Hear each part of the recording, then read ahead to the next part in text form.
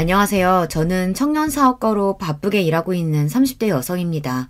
마음 맞는 대학 동기들과 스타트업으로 시작해서 처음 한두 해 자리 잡느라고 애를 참 많이 먹었어요. 지금은 회사도 정상 궤도에 올라서 좀 사람 사는 것처럼 살고 있습니다.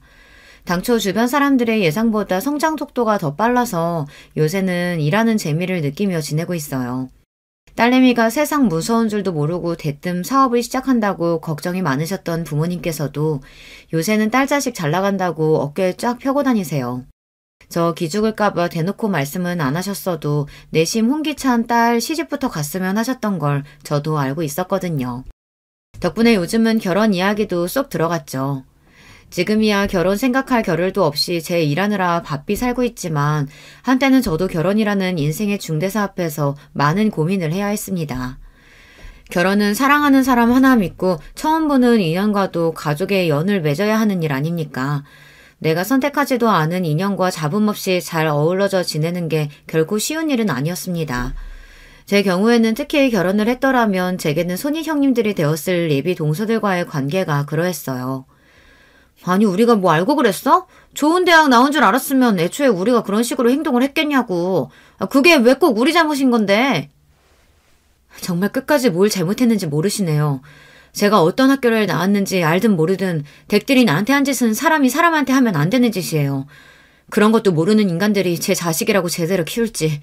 나도 당신 같은 사람들 수준에 안 맞아서 못 어울리겠네요. 처음부터 감이 좋지 않았던 예비 동서들과의 만남은 결국에는 걷잡을 수 없는 파국으로 결론을 맺게 되었습니다.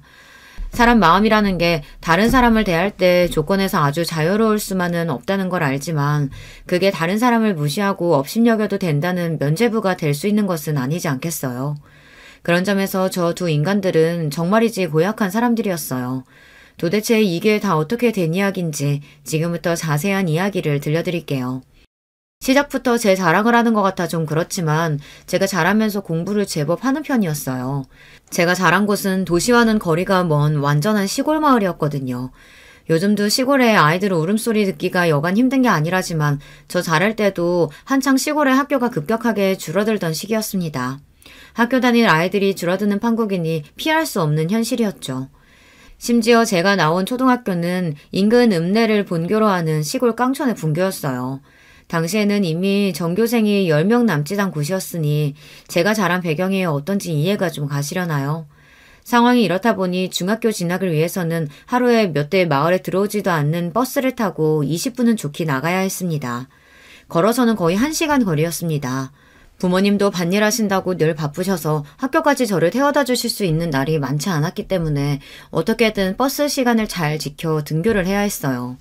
비록 작은 시골 중학교이긴 하지만 저는 3년 내내 전교 1등 자리를 놓치지 않았습니다. 한 학년의 학생 수가 100명을 겨우 넘기는 판이었으니 서울의 강남 8학군 같은 곳과 비교할 때가 아니겠으나 그래도 부모님께서는 그런 제가 당신들의 가장 큰 자랑거리였죠. 저희 집이야 사방이 논밭인 그야말로 깡천이었으나 그래도 중학교가 위치한 곳은 읍 단위는 되었거든요. 학교 주변에 보습학원도 제법 많았습니다.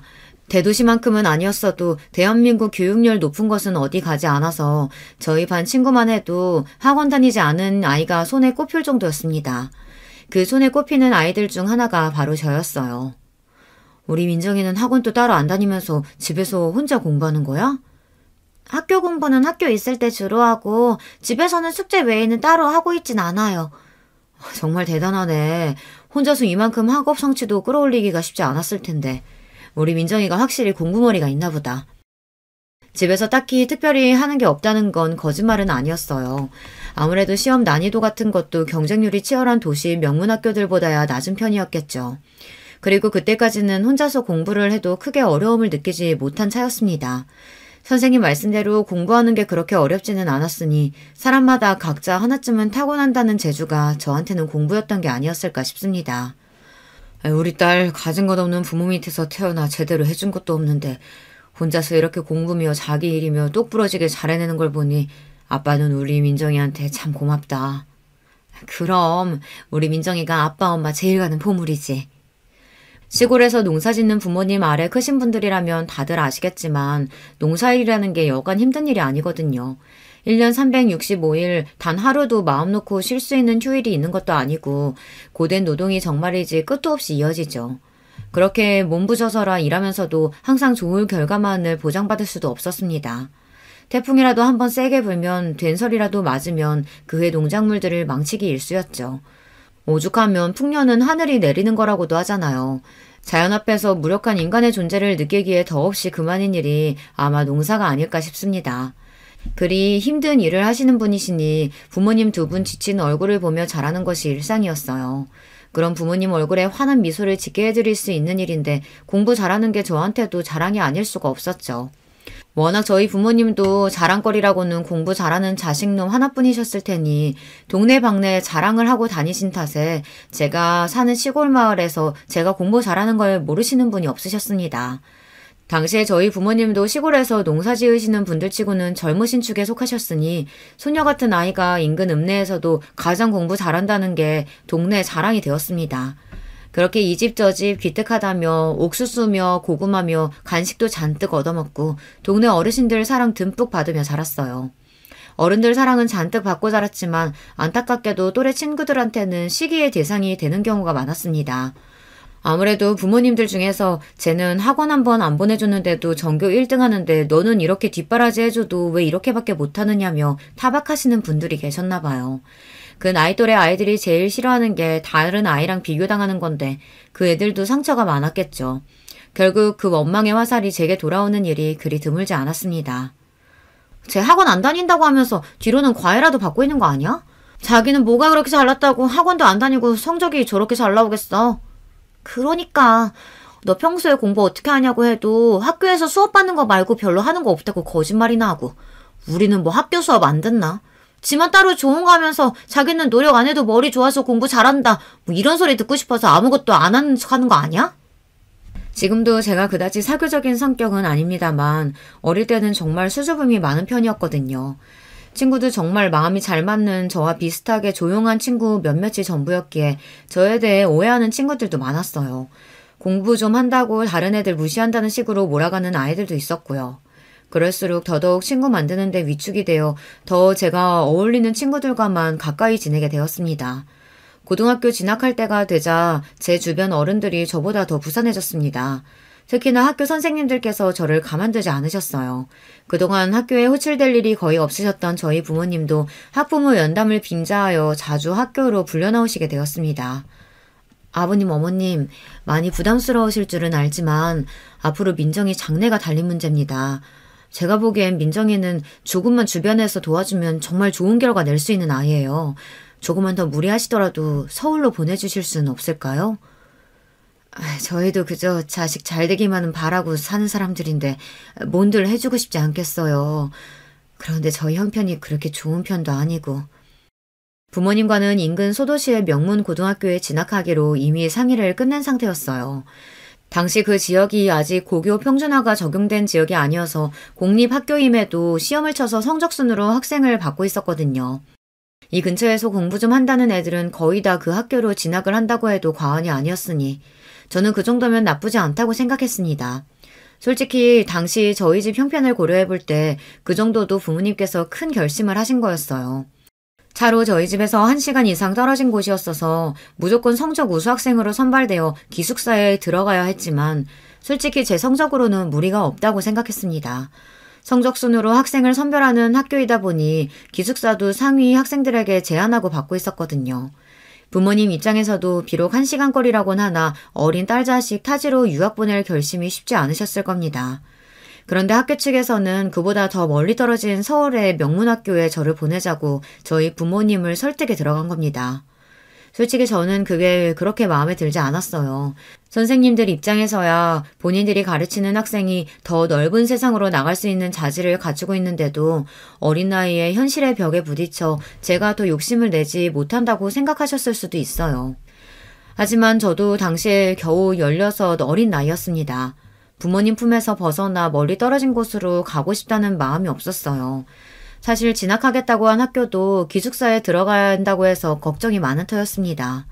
주변에 그곳과 비슷한 환경의 학교가 있었더라면 고민도 해보지 않고 집에서 학교를 다녔을 거예요. 통학을 할 때도 몇몇 우악스러운 친구들 때문에 기가 죽었었는데 기숙사 생활을 할 생각을 하면 걱정이 이만저만이 아니었어요. 그런데 인근 도시도 아니고 서울이라뇨. 중학교 2학년 때 다녀온 수학여행을 제외하고 서울은 가본 적도 없었습니다. 지금이야 KTX 타면 2시간도 안 돼서 집에 갈 수 있는 거리이지만 당시로는 저한테 꼭 아는이 아무도 없는 타국에 떨어지는 것과도 같은 기분이었습니다. 엄마, 나 서울 안 가도 괜찮아. 나 근처 학교 가도 잘할 수 있어. 너야 어딜 가더라도 잘하겠지.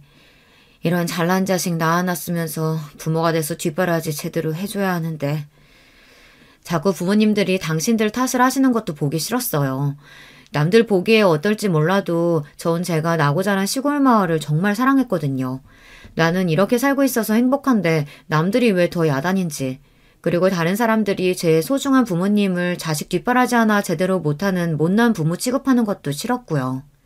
하지만 부모 입장에서야 자식이 조금만 더 밀어주면 지금보다 훨씬 더 나은 인생을 살 수 있다고 하는데 그걸 포기할 수 있는 부모가 과연 몇이나 되겠습니까? 민정아, 이제 됐다.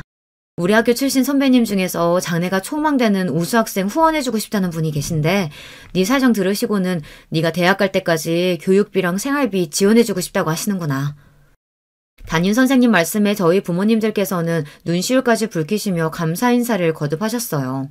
하지만 저는 이제 꼼짝 없이 머나먼 타지로 나가야 한다는 생각을 하니 두려운 마음에 눈물이 비집고 나왔습니다. 제가 괜찮다는데 굳이 저를 보내시기로 한 부모님께도 어린 마음에 원망스러운 마음이 들었고요. 민정아, 지금이야 네가 엄마 아빠랑 떨어져서 지내야 한다고 생각하니 무섭기도 하고 서운하기도 하겠지만 이게 최선의 선택이라는 건 우리 딸도 곧 알게 될 거야. 어딜 가서도 우리 딸이 잘할 거라는 건 믿을 의심치 않으니 엄마 아빠는 걱정 없이 웃는 얼굴로 너 보낼 거다. 그렇게 저는 서울의 특목고에 진학하게 되었습니다. 그 학교에 입학하고 나서야 제가 그동안 얼마나 우물한 개구리였던 건지 깨닫게 되었어요. 시골 학교에서 공부 꽤나 했다는 건 거기서는 될 것도 아니었습니다. 거기 있는 친구들 중 중학교에서 전교 1등 안 해본 애들이 더 드물었습니다. 저처럼 시골 깡촌에서 유학 온 애들도 거의 없다시피 했어요. 처음 상경했을 때 제가 지내던 곳 풍경과는 달리 빽빽하게 들어선 고층 빌딩들의 눈앞이 빙글빙글 도는 것 같았습니다. 다른 친구들 그동안 살아온 이야기 듣자니 그때보다도 더 눈앞이 도는 기분이었어요. 나는 어릴 때부터 영어 유치원 다니고 방학 때마다 어학연수 나가서 영어 배우고 들어왔어. 엄마 아빠가 어릴 때부터 대학은 미국 아이비리그 보낼 거라고 하셨거든. 근데 나만 그런 거 아닐걸? 우리 반 애들 중에 어학연수 한 번 안 다녀온 애들 없을걸? 제가 어디서 듣지도 못한 시골 마을에서 올라왔다는 걸 알자 호기심을 갖고 다가온 친구 하나가 이렇게 설명했습니다. 그 말이 틀린 말은 아닌지 3학년 선배들 반은 아예 국내 대학에 진학할 국내반과 해외 입시를 준비하는 해외반으로 나눠서 대학 진학을 준비하고 있었어요. 그게 여기선 밥 먹듯이 흔한 일이라고 생각하니 그동안 내가 머물던 곳이 얼마나 좁은 사이였는지 실감이 확 났어요. 당연히 공부해야 할 양도 어마어마하게 불어났습니다. 제가 성적이 잘 나오긴 했지만 공부에 목숨을 건 적은 없었습니다. 집에 와서 숙제할 때 빼고는 들로 밭으로 뛰어다니며 자랐고요. 간간히 부모님 농사일 도와가며 그렇게 지냈어요. 하지만 고등학교 진학 이후 그런 시절은 다시 돌아오지 않았습니다. 다들 공부에 혈안이 된 만큼 누가 시키지 않아도 아이들 모두 밤을 새워가며 공부했고 스스로 그러지 않으려고 한들 과목마다 과제가 너무 많아서 그걸 해결하는 것만으로도 벅찼습니다. 사람이 밥 먹는 시간 빼고는 이렇게 공부에 미쳐 살 수도 있구나 싶었어요. 심지어 잠자는 시간도 줄여야 했으니 처음 한 달간은 밤마다 기숙사 방 침대에서 혼자 눈물을 훔치기가 부지기수였습니다. 그러나 사람은 적응의 동물이라죠. 그런 생활조차도 점차 익숙해졌습니다. 게다가 저는 제가 그렇게 승부욕이 강한 사람일 줄 몰랐어요.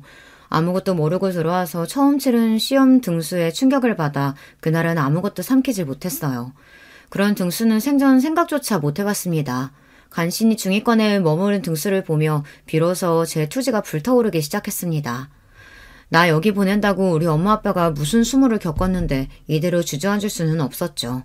그 전까지는 그저 새로운 환경에 적응하려고 어떻게든 아등바등 다른 친구들 하는 걸 따라했다면 이제는 이 학교에서 반드시 꼭대기에 올라가리라는 다부진 마음을 먹고 진심을 다해 공부에 임했어요. 그 결과 저는 2학년에 올라갔을 때는 저희 반 1등이 되어 있었습니다. 야, 마음 먹는다고 다 성적 나으면 우리 학교 애들 죄다 하버드 갈게? 너도 진짜 대단하다. 그 시골에서 어떻게 여기까지 오나 했는데 한민정, 너 이런 면이 있었구나? 공부가 사람 평가하는 가장 큰 기준인 학교이다 보니 제가 누구인지 모르던 아이들조차 저를 달리 보기 시작했습니다. 자연스레 주변 친구들이 해외 명문학교 진학이 유력한 아이들로 채워지기 시작했어요. 그때는 그저 친구들이 많아졌다는 게 마냥 좋았었는데 사회에 나오고 나니 각 분야에서 왕성하게 활약하는 그 애들이 죄다 제 인맥이더군요. 그때는 몰랐습니다. 주변 어른들이 하시던 말씀이 이렇게까지 고려하신 거구나 싶네요. 성적은 오르고 올라 3학년에 올라가니 제 성적은 해외반 중에서도 최상위권이었습니다. 예전 같았으면 유학이라고는 상상도 못했겠으나 그래도 저도 이 학교 들어와서 보고 들은 게 적지 않았어요. 워낙 명문학교 진학률이 높다 보니 유학을 후원해 주시는 분과 연결되는 것도 어렵지 않았습니다. 이왕 큰 물로 나온 김에 제 능력으로 갈 수 있는 데까지는 가보고 싶었어요. 결국 저는 아이비리그 진학에서도 가장 높게 평가하는 무려 하버드 대학교에 진학하게 되었습니다. 이게 웬 경사라니? 우리 학교 출신 중에 하버드로 들어가는 학생이 나올 줄이야. 정말 장하다 민정아. 내 새끼 혼자서 그 타지에서 얼마나 고생이 많았을꼬. 우리 민정이 기특하다 기특해. 유학이 확정되고 금유한양한 고향에서 제 고등학교 진학을 도와주신 중학교 선생님들과 관계자분들이 저를 과거 급제라도 한 듯 열렬히 맞아주셨습니다. 어린 딸 타지로 보내고 노심초사하셨을 부모님도 기쁨의 눈물을 쏟으셨어요. 정말 다들 감사합니다. 엄마 아빠 조금만 더 기다리면 내가 정말 호강시켜줄게. 다시는 힘든 일 안 하시게 내가 다 해드릴 거야. 머리도 좋은데 심성까지 고운 것 보게. 민정이 네가 우리 동네 자랑이다. 3년 노력의 결과를 더할 나위 없는 최고의 결과로 돌려받게 되어 정말 기뻤습니다.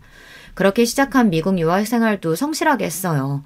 비록 대학생이라고 낭만을 즐길 여유라고는 없을 정도로 어마어마한 공부량에 치여야 했지만 그 덕에 더 나은 사람으로 성장할 수 있었고 그 안에서 돈 주고도 살 수 없는 유망한 인재들과의 인연을 맺을 수 있었던 것 또한 제 인생의 큰 재산이 되었습니다.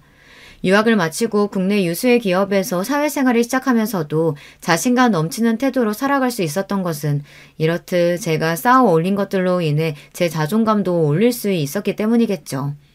대학 때도 너무 바빠서 제대로 데이트할 시간도 없었는데 귀국하니 선자리가 제법 들어왔습니다. 이제 제 스펙도 국내에서 손에 꼽힐 정도이니 상대의 조건도 썩 훌륭했으나 왠지 그런 식의 만남이 썩 내키지는 않더라고요. 그즈음 제게 아주 적극적으로 다가오던 사람이 바로 예비 남편이었습니다. 제가 근무하는 회사의 협력사 직원이었던 그 사람 직장도 꽤 훌륭한 평가를 받는 곳이었어요. 학벌도 국내 명문대로 졸업했고요. 에이 그래봤자 너한테 될 건 아니지. 객관적으로 보자면 동기 말이 틀린 말은 아니었습니다만 애초에 학벌 따져가며 연애할 생각도 별로 없었고 그저 대화 수준이 맞지 못할 정도가 아니면 크게 신경 쓰지 않았습니다. 무엇보다 예비 남편의 매너 있는 태도와 준수한 용모도 마음에 쏙 들었고요. 그렇게 연애를 시작하고 채 1년도 지나지 않아 결혼 이야기가 나오게 되었어요. 당시에는 제가 학교 졸업하자마자 저희 엄마 아빠 거처부터 옮겨드려서 그래도 전에 살던 시골에서 조금 근교의 읍내에서 지내고 계시는 부모님이셨습니다. 학생이었다고는 하지만 학교 이름값이 있어 그런지 학생 시절 인턴십 했던 곳에서 꽤 많은 금액을 적축할 수 있었거든요. 그렇게 이제 나이 드셔서 너무 무리 가는 밭일을 그만두시게 하고 그 근처에 작은 가게를 내드렸어요. 아이고 우리 잘난 딸내미 덕에 엄마 아빠가 호강한다. 고맙다 우리 딸. 저희 부모님이 저에게 해주신 거에 비하면 톡도 없다고 생각했지만 언제나 그렇듯 우리 딸이 최고라 말씀하시는 부모님께 감사했습니다. 저희 부모님과는 달리 예비 남편 집안은 그 사람 날 때부터 유복하다고 하더군요. 부모님 두 분 중 아버님은 사업을 하시고 어머님은 전문대에서 교수로 재직하고 계셨습니다. 아들 삼형제 중 막내인 예비 남편은 그렇게 교육에 대한 관심이 지대한 부모님 밑에서 크게 사고치지 않고 성실히 공부해서 좋은 대학, 좋은 직장에 들어간 부모 속 썩일 줄 모르는 말 잘 듣는 아들로 자라났습니다. 비록 자라온 환경이 차이 나는 게 좀 걱정스럽긴 하지만 아가씨가 머리가 좋아 좋은 직장까지 다닌다고 하고 우리 애랑 말도 잘 통한다고 하니 그건 참 좋네요. 결혼해서도 이 근처에서 지낼 테니 지금이랑 크게 바뀌지 않을 것 같아 그것도 마음에 들고요. 첫 인사드린 자리에서 묘하게 신경 거스르는 말씀을 하시는 예비 시어머니가 좀 마음에 걸리기는 했어요. 하지만 어쨌든 저를 좋게 보셨는지 그 이후로는 제게 상냥하게 대해주셔서 그러려니 했습니다. 원래 시어머니 자리라는 게 며느리 마음에 쏙 들기가 더 어렵다고 하던데 이만하면 불평할 정도는 아니겠지 싶기도 했고요. 저보다는 막상 저희 부모님께서 걱정이 많으셨습니다. 양가 상견례를 앞두고 수심이 깊은 얼굴을 하신 부모님께서 이렇게 말씀하시더라고요. 우리 딸내미야 세상 어딜 내놔도 꿀릴 것 없는 잘난 자식인데 정작 아빠가 이렇게 시골 사람 티 줄줄 나는 촌부라서 우리 딸한테 도움은커녕 괜히 책 잡힐까 걱정이다. 무슨 소리야. 아빠가 어디가 어때서. 너야 효자니까 그렇게 말하지만 사실 엄마 아빠가 뭐 내세울 게 있는 사람도 아니고 그저 자식 잘난 거 하나 자랑 삼아 살아온 사람들인데 장서방 부모님 되시는 분들은 사업도 크게 하시고 사부인 되실 분은 교수시라며 그런 분들한테 우리가 어디 성에 차겠어? 네가 워낙 잘났으니 받아주셨겠지. 자꾸 속상한 소리 할 거야? 그렇게 따지면 엄마 아빠는 이렇게 잘난 딸 키워낸 대단한 사람들인데 꿀릴 거 하나도 없으니까 그런 소리 하지 마. 그렇게 단단히 다짐을 받아두었지만 항상 딸 자식 앞길에 당신들께서 걸림돌이 되지는 않을까 노심초사하시는 분들이시니 상견례를 앞두고 위축이 많이 되셨을 거예요. 설마 그럴 일은 없겠지만 혹여나 우리 부모님 기죽이는 말 한마디만 해도 가만히 있지 않으리라 저도 마음을 굳게 먹었습니다. 결혼을 엎으면 엎었지 평생 딸 자식 하나 바라보면서 최선을 다해 사신 부모님한테 상처 주는 일을 할 생각은 추호도 없었습니다. 남자야 새로 만나면 그만이지만 부모님은 저한테 유일하신 분들이 아니겠습니까? 걱정했던 바와는 달리 상견례 자리에서 예비 시부모님과 저희 부모님 간에 그런 문제의 조짐은 보이지 않았습니다. 사회 지도층답게 우아하고 기품 있는 태도로 저희 부모님을 정중히 대해주시는 예비 시부모님 모습에 저 역시 만족스러웠고요. 오히려 제 신경을 거스른 부분은 따로 있었습니다. 안녕하십니까. 한민정이 아비 되는 사람입니다. 안녕하세요. 민정이 엄마예요. 반갑습니다. 사돈 사부인. 멀리까지 오시느라 고생 많으셨죠?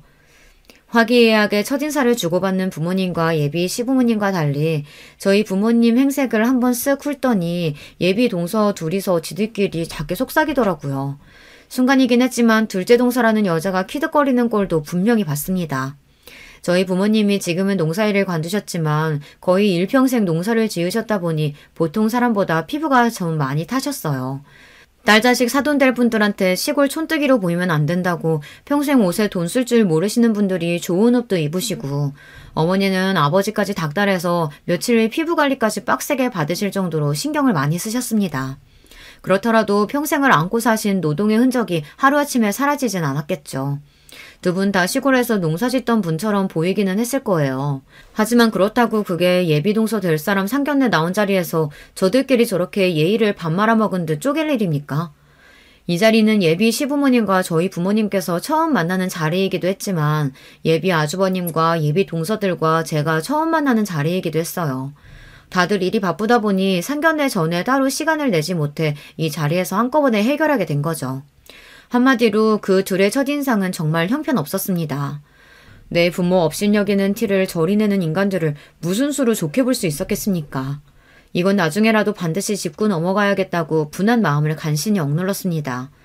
정작 예비 시부모님과 저희 부모님은 좋은 분위기 속에 얘기를 잘 나누셨으나 그 마음은 그 자리가 파할 때까지 전혀 풀리지 않았어요. 다들 돌아가고 예비 남편과 둘만 남자 저는 계속 참았던 화를 폭발하고 말았습니다. 자기 형수라는 사람들 도대체 어떻게 그렇게 예의가 없어? 모르는 사람이라고 해도 무례할 판에 나랑 우리 부모님 처음 보면서 사람을 그딴 식으로 쳐다보고 쑥덕거려? 저들은 뭐 얼마나 잘났다고. 형수님들이? 설마 자기가 잘못 본 거 아니야? 지금 누굴 바보로 봐? 그럼 가만히 있는데 허공 보고 비웃기라도 했다는 거야? 제가 그렇게 화를 내는데도 일단 자기 형수들부터 감싸는 예비 남편의 우라통이 터졌습니다. 전에 없이 화를 내며 날뛰는 제 모습에 실수했다 싶었는지 뒤늦게 예비 남편이 이 사태를 수습해보겠다고 용을 썼습니다. 우리 형수님들이 두 분 다 평생 도시에서만 자라서 시골에서 농사 지으신 분들 뵐 기회가 없어서 그랬나 봐. 자기가 기분 많이 나빴겠다. 무슨 외국인 처음 보는 어린애도 아니고 나이 먹을 만큼 먹어서는 사람 앞에 두고 도대체 무슨 그따위 태도가 있어? 나 다른 거 몰라도 내 부모님 함부로 대하는 건 그 누가 와도 못 참아줘. 기석 씨도 예외도 아니고 그 형수라는 여자들은 더더욱 아니야. 그럼. 내가 다시는 그러지 마시라고 단단히 주의 드릴게. 화 풀어 자기야. 난 분명히 말했어. 2번은 없어. 정말 한 번만 더 그렇게 싹수 없이 굴었다간 이 결혼 당장에 엎을 생각이었습니다. 노기를 감추지 못하는 저를 보며 제가 결혼 관두자고 하기라도 할까봐 예비 남편이 제 눈치를 보고 납작 기었어요. 정말 제 형수들하는 꼴 못 보고 저러는 건지, 보고도 일 크게 만들기 싫어 모른 척하는 건진 몰라도 예비 남편까지 꼴 보기 싫더라고요. 그날 그렇게 안 좋은 기분으로 헤어지고 집으로 돌아왔습니다. 오랜만에 서울 올라오신 김에 맛있는 거 사드리고 좋은 구경 시켜드리고 싶어 부모님을 집으로 모셨거든요. 상견례 감상이 나쁘지 않으셨는지 2분 다 표정이 좋으신데 괜히 저 때문에 겪지 않으셔도 될 일을 겪게 해드린 것 같아 죄송스러웠습니다. 사돈 내외도 그렇지만 정서방 형제들도 그렇고 형수 되시는 분들도 그렇고 어쩜 다들 그렇게 귀티가 나고 사람들이 세련되던지 우리 딸이 그런 집에 시집 간다고 생각하니까 아빠가 마음이 너무 뿌듯하더라. 그러게 말이야. 우리 딸도 저리 좋은 집에서 태어났으면 지금보다 더 빛났을 텐데.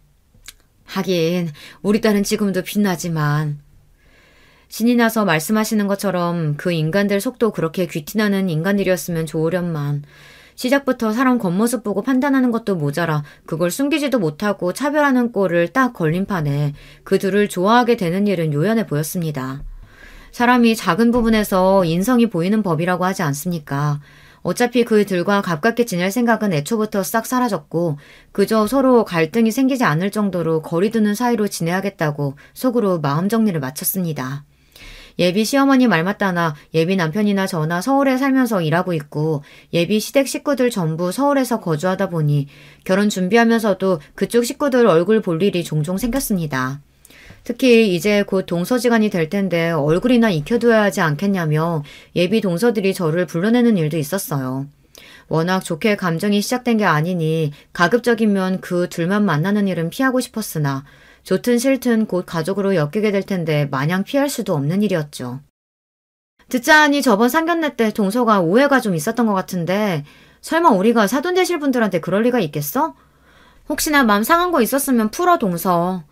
오해는 무슨 말 같지도 않은 소리를 하는 꼴에 콧방귀라도 끼고 싶었으나 한 번은 참아주기로 했어요. 네, 설마 그렇게 경우 없는 짓을 하실 리가 있겠어요. 뭘 모르는 어린애도 안 할 짓인데요. 제 말에 동시에 둘 표정이 떨떠름해졌습니다만 뭐 제 알바인가요. 분위기를 풀어보겠다고 둘째 동서가 다급하게 말을 꺼냈습니다. 그 시골에서 올라와서 대도시 생활 적응하느라 고생 많았을 텐데 앞으로 우리가 많이 도와줄게. 동서지간 좋다는 게 뭐겠어. 상경한 지 10년이 넘었는데요, 뭐. 저도 여기서 밥 벌어먹고 사는 사람인데 걱정해 주셔서 감사합니다. 대도시 생활 적응이니 뭐니 아무래도 제가 시골 출신이라는 소리를 듣고 기 좀 죽일 심산이었나 본데 제가 미국 가서 대학 생활까지 한 사람인데 듣고 있으니 실수밖에 안 나오는 얘기이지 않습니까? 저것들은 둘 다 바보인가 싶었어요. 이런 걸로 차별적인 발언을 하고 싶지는 않았으나 둘 다 국내에서 대학 나온 걸로 알고 있는데 도대체 뭘 믿고 나한테 저렇게 대도하는 척을 하려고 드는 건지 도통 이해가 되질 않았습니다. 우리 둘은 결혼 전부터 서로 알고 지내는 사이다 보니 뒤늦게 우리 집 식구 되면서 막내 동서로 들어오게 될 동서가 걱정이 많을 거 알아.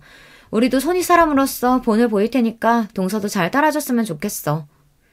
한마디로 제가 기싸움에서 져줄 생각이 전혀 없어 보이니 서열로라도 찍어 눌러보겠다는 소리였습니다. 본을 보이긴 애초부터 바닥 다 보인 마당에 뭐 가르칠 게 있다고요. 거기에 예 그러십시오 해줄 생각은 눈콧만큼도 없었기에 일부러 말을 돌렸습니다. 두 분은 원래부터 인연이 있으셨나 봐요. 우리가 같은 학교 동문이거든. 내가 이화여대 2회 선배고 우리 둘째 동서가 내 후배야. 굳이 묻지도 않은 출신 학교를 밝히는 두 사람 얼굴에 자부심이 줄줄 흘러넘쳤습니다. 제 동문 중에 자랑하기를 특히 좋아하던 사람들 얼굴에서 흔히 볼 수 있었던 표정을 여기서 보게 될 줄은 몰랐네요. 이화여대 참 좋은 학교죠. 국내에서 손꼽히는 명문 여대라는 거 잘 알고 있습니다. 하지만 그렇게 학벌 따지는 사람들이라면 제 앞에서 저렇게 물색 없이 잘난 척을 할 것 같진 않은데 좀 의아했습니다. 이대 나왔다는 걸 자랑스러워하는 게 이상하다는 소리가 아니라 이대에 나온 걸 자랑으로 생각하는 부류의 사람이라면 하버드 나온 제 앞에서 굳이 학벌로 자랑하려고 들지는 않을 것 같았거든요. 그자 제가 직접적으로 제가 어느 학교 출신인지 두 사람 앞에서 언급한 적이 없다는 생각이 들었습니다.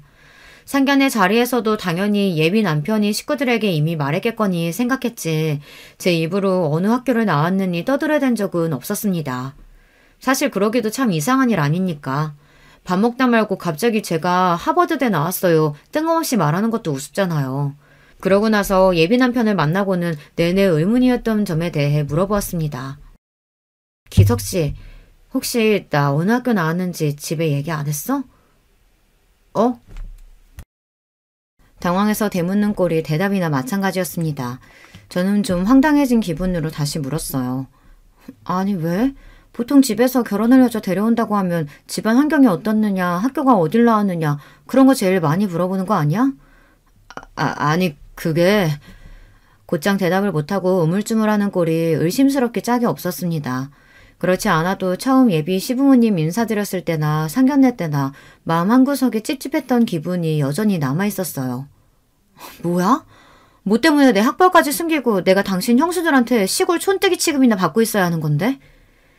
그동안 제가 참아도 너무 많이 참아줬죠. 자꾸 사람 의심을 들쑤시게 행동하는 예비 남편을 추궁하자 어쩔 수 없이 그 사람이 사정 이야기를 하기 시작했어요. 그게 말이야. 사실 우리 부모님이 좀 보수적인 데가 있으셔서 며느리가 자기 아들보다 학벌이 너무 좋아도 남자 쪽이 기죽는 거라고 별로 좋게 생각을 안 하시거든. 그래서 부모님한테는 자기가 그냥 수도권 대학 출신이라고만 했어. 뭐 이런 황당한 소리가 다 있나요? 남들은 내세우지 못해 안달인 제 학벌인데 여자가 학벌 더 좋으면 남자 기죽인다는 소리도 웃기지만 그걸 또 저렇게 대응한다는 소리는 들어보지도 못했습니다. 내가 진짜 기가 막혀서 내가 공부 열심히 해서 좋은 대학 나온 게 자기네 집에서 책 잡힐 일이야? 나 학벌 좋다고 좋은 데서 얼마나 선짜리 많이 들어왔는 줄 알아? 이런 황당한 취급도 듣도 보도 못했어. 그리고 부모님이 그렇게 생각하신다고 그걸 그런 식으로 얼버무려? 요즘 같은 세상에 비밀이 어디 있다고. 평생 속이기라도 할 작정이었어? 당신 지금 나까지 거짓말쟁이로 만든 거야. 나까지 바보 만든 거라고. 미안해. 결혼 전에 괜히 자기 속 시끄러워질 일을 만들기 싫어서 그랬어. 내가 조만간 책임지고 제대로 얘기할 테니까 제발 화내지 마, 자기야. 내 속은 지금 네가 더 시끄럽게 만들고 있어. 어떻게 이렇게 황당한 짓을... 그럼 자기 형수들이 나랑 우리 부모님 그렇게 깔본 것도 그래서 그런 거였니? 이화여대에는 기대것도 아닌 서울 변두리 대학이나 나온 줄 알아서? 우물쭈물 대답을 못하는 꼴을 보니 결과가 뻔했습니다. 연애할 때는 사람 참 똑부러지고 괜찮아 보였는데 이래서 사람은 곁에서 함께 큰일 겪어보아야 비로소 제대로 알 수 있다고 하는 건가 봅니다. 나 기석씨 만나고 진짜 이렇게 실망스러운 적이 없었어. 도대체 무슨 생각이었던 거야? 민정씨, 내가 정말로 미안해. 내가 생각이 너무 짧았어. 내가 민정씨랑 결혼하고 싶은 마음이 너무 앞서서 평소보다 경솔하게 굴었어. 내가 무슨 일이 있어도 사실관계 제대로 잡을 테니까 나한테 조금만 시간을 줘, 어? 생각 같으면 결혼이고 뭐고 한동안 아무 생각도 하기 싫었으나 이 와중에도 착실히 결혼 준비가 이루어지고 있었습니다. 거기다가 좋은 집에 딸 시집 보낸다고 요즘 기분이 하늘을 찌를 듯한 부모님을 떠올리니 막막하더라고요. 한심스럽긴 했지만 아직 예비 남편에 대한 마음도 완전히 식지 않은 상태였고요. 결국 그 어이없는 일을 한 번은 봐주기로 했어요. 다음날 저녁에 자려고 들어누웠는데 갑자기 전화벨이 울렸습니다. 첫째 동서였어요. 친한 사이였어도 별일 없으면 이 늦은 시간에 전화는 실례인데 피차 서로 감정 좋을 것도 없는 사이에 이 시간에 전화라니. 역시 문제 있는 사람은 한 가지만 문제인 건 아니구나 싶었습니다. 한숨을 쉬며 마지못해 전화를 받았어요. 이 시간에 무슨 일이세요? 야, 너 내가 그렇게 알아듣게 얘기했는데 꼭 이렇게 긁어부스럼을 만들어야겠어? 내가 우리 집 식구도 아닌 너 때문에 도련님한테 입 조심하라는 소리까지 들어야겠냐고. 대뜸 전화에서는 다짜고짜 그게 무슨 소리예요? 진짜 저한테 왜 이러세요? 왜 이래? 이게 어디 순진한 척을 하고 있어. 네가 시골 깡촌에서 자란 촌년이라 촌년 취급한 거 가지고 도련님 닭달에서 어디 손이 동서들 말을 조심하라고 건방을 떨고 있어? 그런 취급 받기 싫으면 너도 대도시에서 크지 그랬니? 원망을 하려면 네 부모님을 원망하던가. 가난한 깡촌에서 커서 제대로 못 배웠으면 겸손하기라도 해야지. 어디 주제에 어울리지도 못할 신랑감 만나서 주제도 모르고 나대 나대기. 너 우리 도련님 아니었으면 우리 같은 사람들이랑 애초에 어울릴 깜냥도 아니야. 알기나 해? 이 여자가 진짜 듣자 하니까 말이면 단줄하나. 제 도련님한테는 찍소리도 못하면서 그 화풀이를 나한테 다 해? 니까짓 게 뭐라고 감히 나를 이렇게 무시해? 내가 이런 소리 듣고도 너 같은 인간이랑 같은 식구 될 것 같아? 기서씨랑 네 시부모한테 연락해서 니년 때문에 우리 결혼 엎어지게 생겼다고 말할 테니까 어디 그때도 네가 이렇게 당당한가 보자. 그러고는 전화를 확 끊어버렸습니다. 진짜 이까지 결혼 뒤집어 엎어버릴 생각이었어요. 살다 이런 모욕은 처음이었어요. 사태를 이 지경까지 만든 예비 남편이라는 놈한테도 우라통이 치밀었지만 진짜 제가 시골 출신의 서울 변두리 대학 출신이었다고 한들 첫째 동서라는 여자의 저런 몰상식한 행동은 결코 용인되어서는 안 될 것이었습니다. 그 길로 당장의 예비 남편에게 전화를 걸었습니다. 네 미친 큰형수라는 여자가 나한테 전화해서 무슨 막말을 퍼부었는 줄 아니? 일을 이 지경으로 만들어놓고 너는 잠이나 퍼자고 있어? 너도 꼴 보기 싫으니까 앞으로 나한테 연락하지 마. 민정씨! 그러고 정말로 며칠간 그 사람 연락을 깡그리 무시해버렸습니다. 도대체 이게 무슨 마른 하늘의 날벼락이에요. 남자 하나 잘못 만났다고 내가 이런 꼴까지 당해야 하다니. 내가 남자에 환정한 것도 아니고 저놈 없으면 못 사는 것도 아닌데 왜 이런 수모를 견뎌야 합니까? 나 이 꼴 당하게 했으면 니놈도 마음고생 좀 해보라지 싶었습니다. 그렇게 며칠 만에 제 앞에 모습을 나타낸 예비 남편은 꼴이 꼭 피죽도 못 얻어먹은 것처럼 얼굴이 반쪽이 되어 있었어요. 저랑 결혼할 생각에 만만이었다가 하루아침에 버림받게 생겼으니 마음고생을 적지 않게 한 모양이었어요. 그 꼴을 보니 또 마냥 가슴이 시원하기만 한 건 아니더라고요. 민정씨, 제발 잠깐만 내 얘기 좀 들어줘. 나 정말로 반성 많이 했어. 형수님도 감히 당신한테 그런 얘기한 거 가만 안 두고 확 뒤집어 엎었어. 우리 형수들 형들한테 꼼짝도 못해. 내가 형수들 때문에 결혼 엎어지게 생겼다고 형들도 화가 나서 한 소리들 해서 지금 형수들 찍소리도 못하고 있어. 앞으로도 형수들 절제 당신 함부로 못하게 할 테니까 제발 한 번만 용서해줘. 어? 너 그 한 번만 소리가 벌써 몇 번째인 줄 아니? 내가 처음부터 그냥 확 끊어냈어야 하는 건데. 민정씨 제발 이번엔 진짜야. 형수들이 민정씨한테 사과도 하겠대.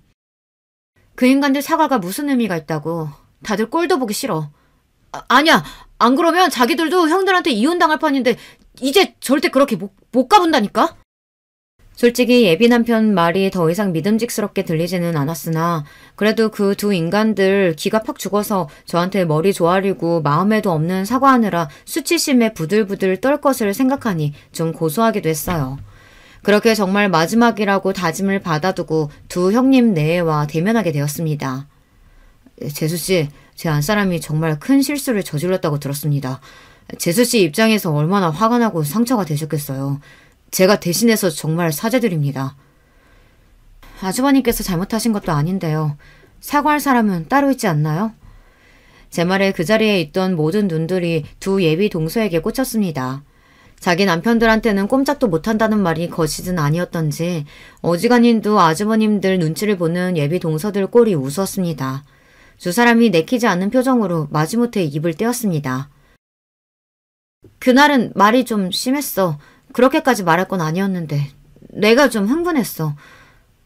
지금 그걸 사과라고 하시는 거예요? 이화여대에서는 사과를 그런 식으로 하라고 가르치나 봐요.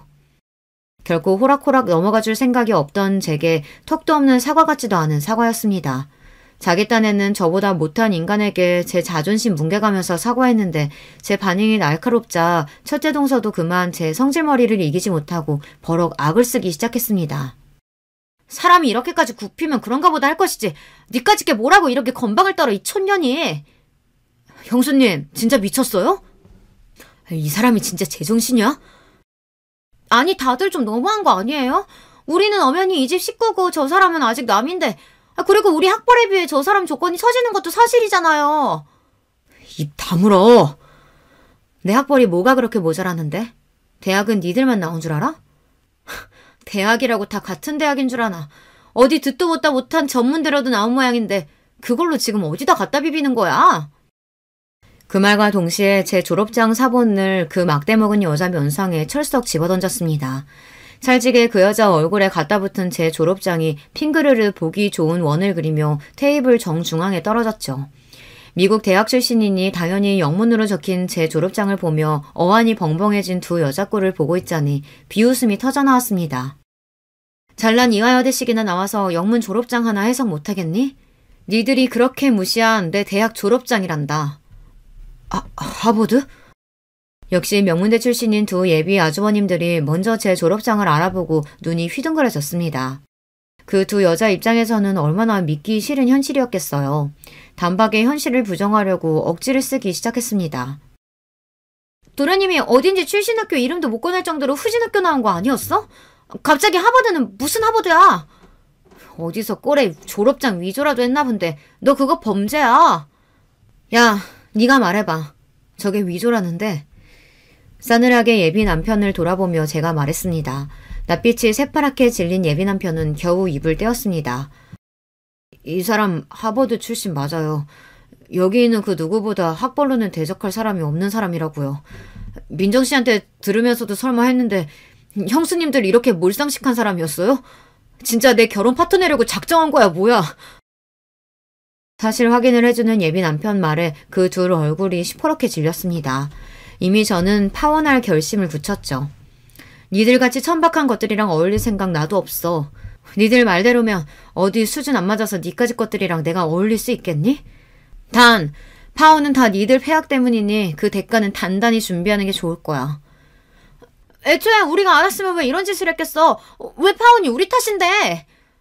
난 그냥 시키는 대로 한 거야. 나도 피해자라고. 같은 학교 동문이니 해가며 서로 어와둥둥한 게 거짓말이라도 되는 것처럼 악다구니를 쓰는 꼴이 제법 볼만했습니다. 제 아내들 추한 민낯을 그대로 목도한 예비 아주버님들 얼굴이 황망하기 그지없었죠. 더 볼 것도 없다 싶어 몸을 돌리는 제 앞에 예비 남편이 무릎을 꿇었습니다. 민정씨, 제발 한 번만 다시 생각해줘. 내가 다시는 저 인간들 민정씨 앞에 나타나지 못하도록 할게. 제발 파혼만은. 나, 이 모질이 새끼야. 너 그 말 지겹지도 않니? 네 형수들 말 맞다나 서로 수준 안 맞아서 이 결혼은 못하겠다. 너 같은 놈한테 언감생심 나 같은 여자가 말이나 되니? 구질구질하게 매달리지 말고 내가 보상금 청구하면 그거나 깔끔하게 보낼 준비해. 그렇게 그 징글징글한 것들과는 영영 엮일 일 없이 모든 인연을 정리하게 되었습니다. 처음에 조짐이 보일 때 진짜 끊어냈어야 하는 건데 지저분하게 길게도 끌었네요. 저희 파혼에 대한 원인 제공을 누가 했는지는 장문의 문자로 시부모님이 될 수도 있는 그분들께 모조리 전달했기에 그 집구석이 또다시 난리를 겪게 되었다고 합니다. 본인들이 가장 귀해하던 막내 아들 결혼을 엎어지게 만든 게 모자란 며느리들 때문이라는 걸 알고는 잡돌이를 어지간히 하신 게 아닌 것 같더라고요. 제 남편들 못지않게 시부모님들 눈치도 많이 봤던지 아주 찍소리도 못하고 산다네요. 신혼집도 시댁 도움을 받은 모양인지 너 같은 것들한테 내 귀한 재산 못 준다며 펄펄 뛰시는 시부모님한테 아들목 제외한 본인 목까지 갚고 있다는 말은 웃기기까지 하더라고요. 전 예비 남편이 저것들이 내 팔자 망쳐놨다며 악다구니를 써서 시댁에는 발도 못 들이고 있답니다. 여기까지가 제발 자기 다시 한번 돌아봐달라며 전 예비 남편이 저한테 전해준 이야기예요. 그러게 감히 누굴 무시합니까? 다른 사람 괄시해놓고 저들이라고는 괜찮을 줄 알았나 보죠. 그것들은 제가 아니라도 누구에게라도 큰 코 다칠 일이었을 겁니다. 파혼에 대한 소문이 아주 웃기게 나서 전 예비 남편 또한 뒤에서 웃음거리가 되었어요. 네 집구석 때문에 파혼하는 마당에 결혼 준비하느라 깨진 돈 제대로 안 보내면 아주 얼굴도 못 들게 다니게 해주겠다는 제 반협박에 위로금도 심심치 않게 뜯어냈습니다. 협력 사기는 해도 저희 회사가 갑이고 제가 관리직급이다 보니 저쪽 회사도 알아서 기더라고요. 저는 그놈을 업무적으로도 볼 일이 없었습니다. 앞서 말씀드렸다시피 지금은 하버드 동문들과 창업한 회사가 크게 성공을 거두어 파혼한 아픔 따위는 생각할 겨를도 없이 바쁜 나날을 보내고 있어요. 오히려 그때 그렇게 코 깨어 결혼하지 않은 게 천운이다 싶습니다. 결혼이 뭐 대수인가요? 제 인생 잘 살고 있으면 그게 제일이죠. 제 파혼 이야기는 여기까지예요. 황당하지만 늦게나마 발 빼고 잘 살고 있으니 제 걱정은 마시고 다들 좋은 하루 보내시길 바래요. 안녕하세요. 코로나가 한창일 때부터 제가 사연에 빠지다를 듣기 시작했는데 지금은 어느새 열혈 팬이 되어버렸네요. 저는 어렸을 때부터 집에서 차별을 엄청나게 받고 큰 사람입니다. 딸이라고 장녀라고 모든 책임감을 다 져야 했으며 차별을 당연시해야만 했어요. 저는 동생만 둘인데요. 남동생은 남자랍시고 어렸을 때부터 집안의 기둥 대들보였습니다. 시집 온 뒤로 마음고생하며 친정엄마가 지내고 계셨을 때 딸인 제가 태어나서 더욱 속상해하셨었고 그걸 만회시켜준 존재가 남동생이었던 거예요. 저는 참 억울하게도 외모가 친탁을 했습니다. 친정 아버지를 많이 닮았으면 차라리 나은데 친할머니하고 정말 비슷한 인상이에요. 친정엄마께서는 그렇기에 더더욱 저에게 정이 안 간다고 하셨죠. 너는 암만 내 배로 직접 낳았어도 나하고 닮은 구석이 하나도 없어서 그런가? 아니면 내가 너무 싫어하는 그 얼굴을 닮아서 그런가? 정을 줄래야 줄 수가 없어. 하여간 표정도 음침해가지고 애가 애답지도 않고 보는 사람을 아주 우울하게 만든다니깐. 어린 딸에게 친정엄마가 하셨던 말씀 지금 생각해도 너무 서럽네요. 저는 타고난 성정이 차분하고 조용한 편이었어요. 그런데다가 하도 차별을 받고 구박을 받으니까 집에서 기가 죽어서 의기소침해졌죠. 이런 저와는 다르게 막내인 여동생은 원체 애교가 있는 성격이었습니다. 그리고 생긴 것도 외탁을 한 편이었어요. 여동생은 어렸을 때 잔병 치레를 했는데 당시 집이 너무 가난했던 탓에 제대로 못 돌봐줬습니다. 그래서 친정 부모님의 아픈 손가락이 되어버렸어요. 남동생은 귀한 손가락, 여동생은 아픈 손가락, 그리고 저는 그냥 손에 달려있는 손가락이었죠. 제가 성장기 때 항상 친정 엄마께 들었던 소리가 동생들에게 양보해야지 라는 것이었습니다. 저는 속으로 생각했었죠. 늘 양보하며 살았는데 도대체 뭘 더 어떻게 양보하란 것인가. 친정 부모님께서는 맞벌이를 하셨는데 온갖 집안일이며 동생들 챙기는 것까지 제가 전담하였습니다. 친정엄마의 일자리가 불규칙적이었기 때문에 가끔은 며칠 이상 일을 안 나가실 때도 있었지만 그런 날에도 온갖 잡일을 저의 몫이었습니다. 밥도 설거지도 빨래도 각종 집안 청소도 동생들 숙제 봐주는 것도 철저히 저희 일이었던 것이죠. 이런 저에게 동생들은 습관적으로 칭얼거리면서 대들었어요. 여동생은 그나마 제 눈치를 보는 신용이라도 했었죠. 남동생은 머리가 서서히 크면서 치사하게 굴기 시작했습니다. 누나, 자꾸 나한테 잔소리하면 엄마한테 이른다. 엄마한테 일러서 누나 혼내주라고 한다. 누나, 혼나고 싶어? 지금 생각해도 정말 얄미운 모습이었네요. 슬펐던 건 남동생이 그렇게 나오면 제가 할 말이 없어진다는 것이었어요. 친정엄마가 남동생의 편을 들리라는 것이 자명했으니까요. 하지만 저도 아직 어렸던 때였기에 어느 날은 저도 울컥해서 남동생에게 맞받아쳤습니다. 이를테면 일러 보라면서 남동생의 얄미운 머리통에 꿀밤을 세게 먹였었죠. 그리고 그날 늦은 밤 상황을 알게 되신 친정엄마께 저는 냄비로 맞았습니다. 냄비로 맞다가 국자로도 맞다가 쟁반으로도 맞았었네요. 엄마, 왜 저한테만 이러세요? 왜 저만 때리시냐고요? 그리고 상황이 어땠는지 왜 저한테는 안 물어보세요? 들어보시지도 않고 이러시는 거잖아요. 제 의견은 의견도 아니에요? 넌 입이 있어도 없는 거야. 의견 같은 소리 좋아하네. 확 그냥 쟁반으로 쳐 주둥이를 터뜨려버릴까 보다. 맞은 것보다 그런 소리를 들었던 게 더 아팠어요. 몸보다 마음이 아팠습니다. 그 후로는 남동생과 상대를 아예 안 하려고 했어요. 그래도 그 이전까지는 미우나 고우나 제 동생이라는 생각이 있었는데 이제는 저도 모르게 정남이가 떨어져 버린 것이었죠. 학교나 열심히 다니고 공부나 열심히 해서 저 나름의 길을 걸어가는 수밖에 없다고 생각했습니다. 그리고 중학교 3학년의 어느 날 친정 부모님께서 저를 두고 나누시는 대화를 엿들어 버렸어요. 집이 좁아서 웬만하면 다 들을 수 있었거든요. 어차피 제가 좋은 대학 갈 애도 아니니까 아예 대학 보낼 생각을 말고 얼른 돈 버는 데 보냈으면 좋겠다고 이런 대화를 나누셨습니다. 심장이 철렁 내려앉았죠. 저는 그날 이후로 코피 터지게 공부를 시작했어요. 학원도 못 다니는 형편인데 어주짬게 공부하는 것으로는 절대 가시적인 결과를 낼 수 없다는 판단이 그제야 섰던 것이었죠. 친정 아버지도 역시 엄마와 비슷한 분이셨습니다. 늘 저에게 네가 첫째니까 묵묵해야지, 모범이 되어야지 이런 식으로 말씀을 해주셨죠. 그런데 아버지도 엄마도 형제들 사이에서 첫째가 아니신 분들이었어요. 당신들이 모르시는 책임감을 왜 저에게만 강요하셨던 건지 참 모를 일입니다. 제가 죽도록 공부해서 꽤 좋은 인문계 고등학교에 턱걸이로 합격을 해내는 엄청난 쾌거를 이룩했을 때도 저는 황당한 반대에 부딪혔어요. 친정 아버지는 난감한 얼굴로 이렇게 말씀을 하셨었죠. 네가 지금 인문계를 가서 공부 노름 해보겠다고 이럴 때냐? 대학 욕심이 있나 본데 어설프게 굴 거라면 일찌감치 접어라. 접고 그냥 돈이나 빨리 버는 길만 생각해. 왜요? 아버지하고 엄마 두 분 다 대학 안 나오셨잖아요. 그러니까 저라도 대학을 나와야죠. 그런 얘기는 왜 해? 공부는 네가 안 해도 우리 집안 대들보 갈 거다.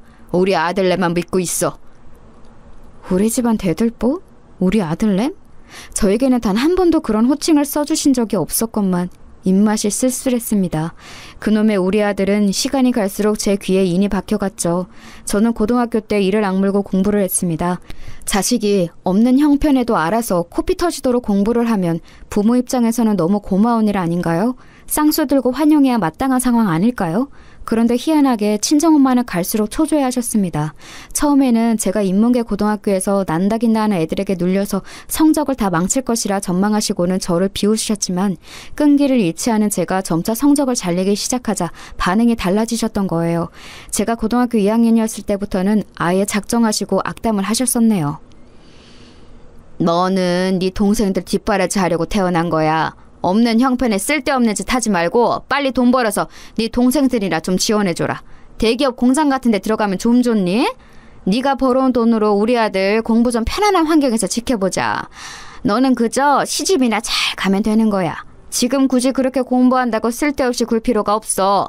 여자는 어차피 출가 외인인데 네가 결혼 전에 가족한테 헌신하지 않으면 언제 또 장녀로 헌신할 수가 있겠니? 집안일 잘하고 동생들 잘 돌봤다고 하면 점수 잘 따서 괜찮은 곳에서 너를 며느리로 맞아줄 수도 있겠지.